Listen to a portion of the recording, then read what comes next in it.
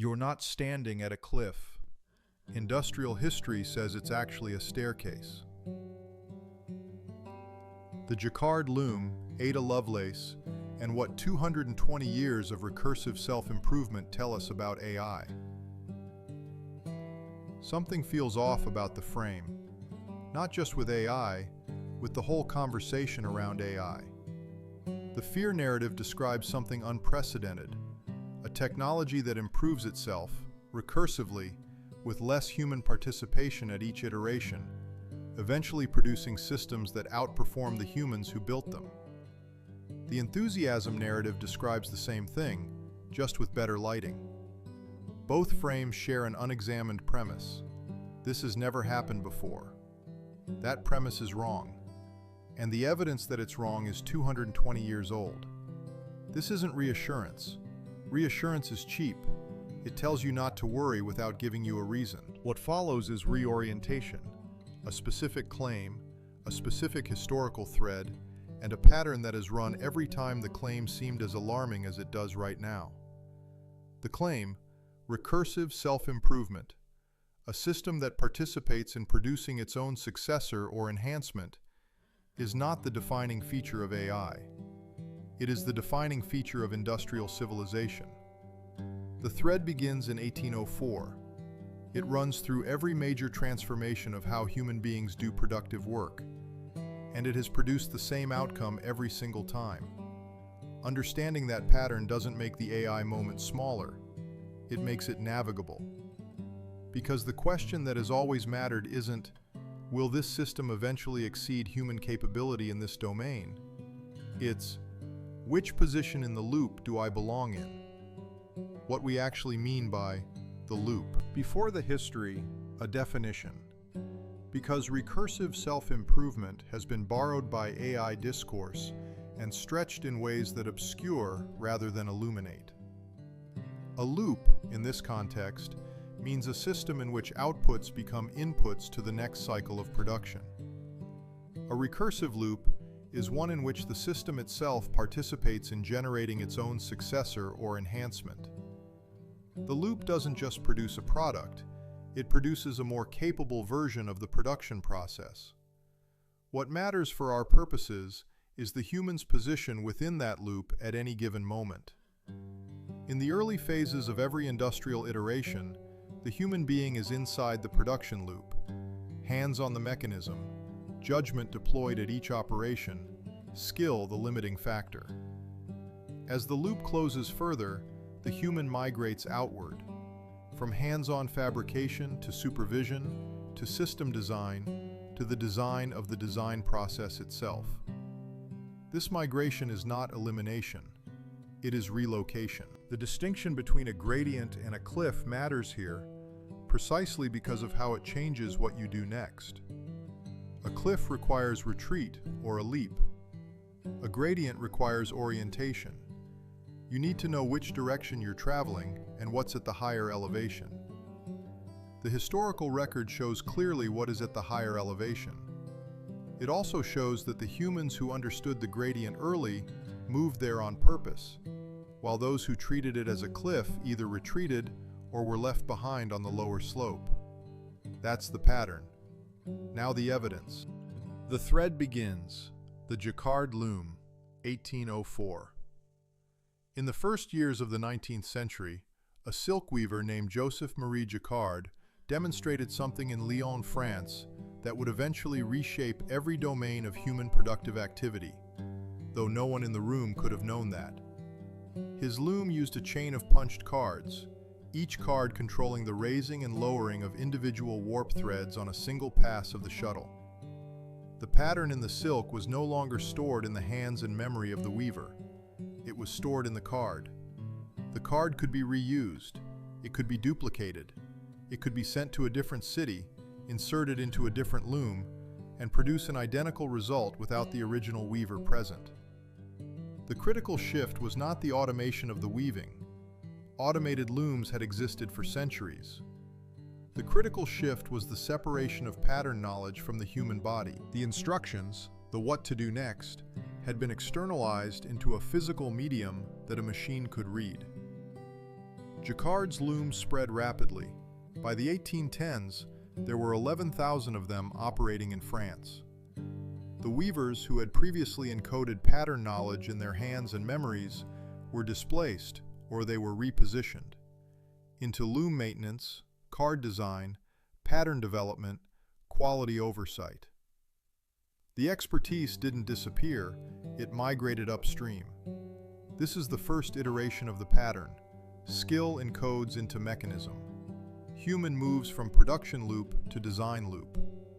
Human who understood the shift moved upstream. Human who identified with the production operation was displaced, not by the machine, but by the humans who had moved to the design loop. The Jacquard loom would have been a significant but self-contained innovation had the story ended there. It didn't. The cards kept traveling. Babbage borrows the key, 1830s. Charles Babbage was a mathematician, an economist, and an obsessive. He had been thinking for years about the problem of human error in computation, specifically in the mathematical tables used by navigators, engineers, and scientists, which were calculated by teams of human computers and regularly published with mistakes that caused ships to miscalculate position and bridges to be built with wrong load tolerances. His solution was a machine that would compute the tables mechanically, eliminating the human error at the point of calculation. He called his first design the difference engine. When government funding for it collapsed in the 1830s, he moved to a broader vision, the analytical engine, a general-purpose calculating machine that could execute any mathematical operation if given the right sequence of instructions. The question was, how to give it those instructions.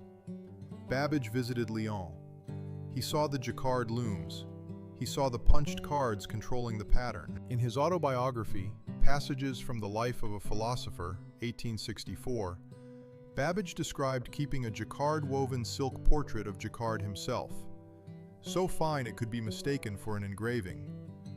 He returned to it repeatedly as the most vivid demonstration of what punched cards could accomplish. Then he did what inventors do. He borrowed the mechanism and changed the domain. The analytical engine would use punched cards not to control silk threads, but to feed operation sequences and variable values to a calculating machine. The domain had shifted. The mechanism was identical. What Babbage understood, and what is still underappreciated today, is that the Jacquard loom had solved a problem that appeared specific to textile production, but was actually general. How do you store and transmit a complex sequence of instructions in a form that a mechanism can execute without ongoing human judgment at each step? The punched card was not a textile technology. It was an instruction technology that had first been implemented in textiles. This is the moment the thread became a lineage. Lovelace's Note G, the cognitive loop opens, 1843. Ada Lovelace was the daughter of Lord Byron and a gifted mathematician who had been introduced to Babbage and his ideas in the 1830s. In 1842, Italian mathematician Luigi Menabrea published a technical description of the analytical engine in French. Babbage asked Lovelace to translate it into English. She did more than translate it. She added 7 sets of notes, labeled A through G, that were substantially longer than the original paper. Note G is the longest and the most consequential. In it, she wrote what is widely recognized as the first computer program, an algorithm for computing Bernoulli numbers using the analytical engine's operations. But the significance of Note G extends beyond the algorithm. In it, Lovelace articulated something that Babbage himself had not made fully explicit. The analytical engine weaves algebraic patterns just as the Jacquard loom weaves flowers and leaves. This sentence is often quoted. What is less often appreciated is what it implies. If the loom weaves silk patterns and the engine weaves algebraic patterns, and both are controlled by the same class of mechanism, then the question becomes, what else can be expressed as a pattern? What other domains of human judgment and skill can be encoded as sequences of symbolic operations that a machine could execute? Lovelace saw it clearly. She wrote that the engine's operations were not limited to numbers. They extended to any objects whatsoever, for which relations and operations could be expressed in symbolic form. She was describing, in 1843, the theoretical foundation of general-purpose computing. She was also describing the opening of the cognitive loop. The Jacquard Loom encoded pattern knowledge from hands into cards. Babbage's engine encoded mathematical judgment into operation sequences. Lovelace saw that the principle extended beyond mathematics to any domain where judgment could be expressed as rules. The cognitive loop, the loop in which human intelligence itself participates in designing its own successor, became theoretically possible in a train station footnote in a translation of an Italian engineering paper in 1843. It would take another 100 years to build the hardware, but the concept was closed. The encoded floor, CNC and the robotic revolution, 1970s to 1980s. The Ford assembly line encoded human judgment into process design. The next iteration went further. It encoded the judgment required at each operation directly into the machine. Computer numerical control, CNC, emerged from research at MIT in the early 1950s and spread through manufacturing in the 1970s. A CNC machine doesn't require a skilled machinist to guide each cut. The machinist's judgment, the precise sequence of movements, speeds, depths, and tolerances required to transform raw stock into a finished part, is encoded once, verified, and stored as a program. The machine then executes the program with a consistency and precision that human operation cannot match. The machinist's skill had migrated from the hands at the lathe to the mind of the programmer. The machinist who understood CNC programming moved to the design loop, writing, verifying, and optimizing the programs that governed production. The machinist who identified exclusively with the physical operation found the physical operation increasingly automated. The 1980s added the next layer. Companies like Fanuc in Japan, which had been developing numerical control systems since the late 1950s, and KUKA in Germany, which introduced an industrial robot with fully electromechanical axes in 1973, built the robotic assembly systems that began replacing human workers not just at CNC operations, but at entire assembly sequences. Automotive plants in Japan, Germany, and the United States began installing robotic welding stations, robotic painting systems, robotic material handling. The human exited the physical production loop on the manufacturing floor entirely for many operations. This is the moment that most clearly foreshadows what people fear about AI. A set of skills, physical manipulation, process judgment, quality assessment through hand and eye, that had defined skilled work for a century, was encoded into systems that could execute those skills without human presence on the floor. What actually happened? The humans who understood the new configuration moved upstream. Robotics engineers, CNC programmers, systems integrators, quality systems designers, operations analysts. The design loop expanded to absorb the expertise that had been in the physical loop. It absorbed it at higher compensation and higher leverage. The humans who couldn't or didn't make that move faced genuine displacement, not by the robots, but by the humans who had learned to design the systems the robots executed. The pattern had run again, exactly as it always had. What's actually new about AI? The honest answer to what's different about AI is the domain. Every prior iteration of the loop had encoded physical or procedural judgment, the pattern of a weaving, the geometry of a machined part, the sequence of assembly operations, the tolerances of inspection. These are domains where human skill was essential because human hands, eyes, and judgment were the best available mechanism. When machines surpassed human capability in those domains, the pattern ran. Skill migrated upstream. AI is encoding cognitive and creative judgment. the pattern recognition that a radiologist uses to read a scan, the synthesis that a research analyst uses to assess a market, the calibration that a consultant uses to frame a recommendation, the structural choices that a writer uses to build an argument. These are domains where human intelligence was the only available mechanism. There was no prior substrate into which to encode them. This is real, and it is worth naming directly. The domain shift from physical to cognitive changes the type of human skill affected, and it widens the scope of what can be automated.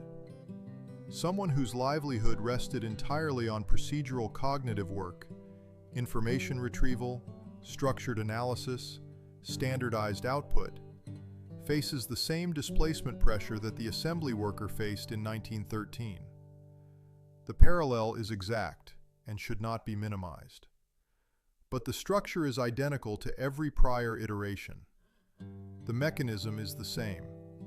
And so is the outcome, for those who recognize which position in the loop they belong in. The question was never, will machines eventually exceed human capability in this domain? They always have, in every domain where the pattern has run. The question has always been the same one. Are you in the production loop or the design loop? The constant across every iteration. The Jacquard Loom, Babbage's engine, Whitney's armory, Ford's assembly line, the CNC floor, the robotic plant. Each iteration encoded a class of human skill into a mechanism that could execute it without the continuous judgment of the skilled human. Each iteration displaced some humans and repositioned others. The humans who were repositioned, the ones who moved upstream rather than defending the production role, shared one characteristic. They understood the new configuration before it was fully in place. They understood what the new mechanism could do and couldn't do. They understood what the design loop required and where the leverage was. And they moved their expertise there, not as a concession, but as a recognition. The design loop has always been the higher value position. The production loop has always been where automation pressure eventually arrived. The Jacquard weavers who thrived weren't the ones who wove fastest. They were the ones who learned to design the cards. The machinists who thrived in the CNC era weren't the ones who could make the most precise cuts by hand. They were the ones who learned to program the machines that made cuts more precisely than any hand could manage. The automotive workers who built careers in the robotic era weren't the ones who resisted the robots. They were the ones who became robotics technicians, systems integrators, and process engineers. The expertise didn't disappear. It was promoted into a new position in the loop. Every iteration has also produced the same failure mode. The humans who identified most strongly with the production role, who had built their professional identity around the specific execution of a specific skill in a specific loop position, found it hardest to recognize the gradient and move upstream. This is not a story about ability. It is a story about frame. The cliff frame made the move look like surrender. The staircase frame made it look like advancement. What you are defending, your expertise, your judgment, your decades of accumulated knowledge in your domain, is not being threatened by AI. It is the very thing that qualifies you for the design loop. The people who will be displaced are not the ones with expertise. They are the ones who mistake the production operation for the expertise itself. The staircase, not the cliff. Ada Lovelace saw, in 1843, that the cognitive loop was theoretically opening. She couldn't see how long it would take to build the hardware, or which domains it would reach first, or what the design loop would look like when the cognitive recursion was finally running at scale. Were the first generation actually living through the execution of what she saw coming? That is not a reason for anxiety. It is, in the original sense of the word, remarkable, worthy of being marked, of being held, of being understood at its full scale before being navigated. You are not standing at the edge of something unprecedented. You are standing at the latest step in a staircase that has been climbing since 1804. Every step has produced the same terrain at the top: more powerful tools, more leverage for expertise, and an urgent need for the humans who hold the design judgment that the tools can't hold. Every step has also produced displacement for the humans who stayed in the position the tools were designed to replace. The window to understand which loop you're in is open right now. Not permanently, it never stays open.